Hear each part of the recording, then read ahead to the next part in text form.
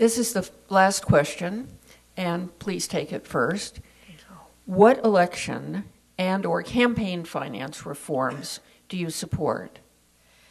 Well, I support just about every reform, and I think that there are definitely some important measures that are on the November ballot.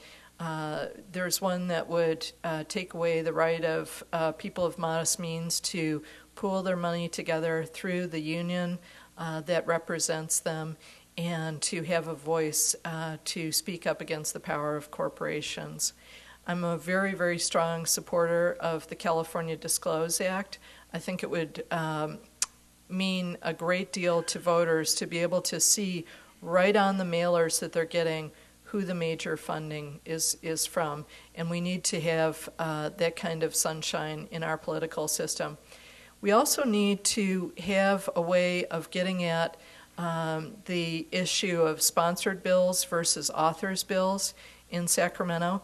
It's very, very easy to carry a bill that's sponsored by the lobbyists. They write the bill, they write your floor statement, and just hand it to you, and all you do is put it across the desk, and they lobby it with your colleagues, they lobby it with the governor, and all of a sudden you've got a signed bill and a better win ratio than you had before.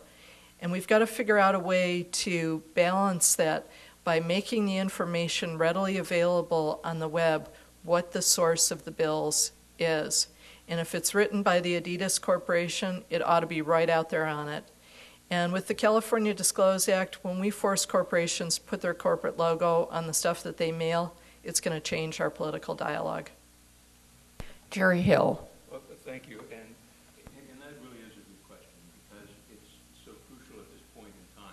I've actually become more of a person who is supportive of public finance of campaigns. Because of the high cost of running for office, the high cost of communicating, and the problems that go with that deal with that. I certainly, in the last legislature, I was very active in co-authoring and really working on the Disclose Act to try and get that passed, which is Ms. Lieber was talking about. It's an excellent piece of legislation that would account for and really require greater clarification. So we know where the money's coming from and who's spending that money. And that's a crucial a part of what we have to see. Prop 32 certainly is another example, and that's another example of the abuses of the initiative process, when we see that that will take away someone's rights, but then give a lot more rights to someone else, and that's not the way that I think any of us want to see it. But we need more. The main thing that we can get at, if we're not going to have public campaign financing of campaigns, and if we're not going to have other ways of kind of stopping the financing and the money that comes into campaigns, then what we should do is really just make sure that we have the disclosure, that we have clarity and transparency in where every dollar comes from and where it goes in a campaign. Thank you both very much.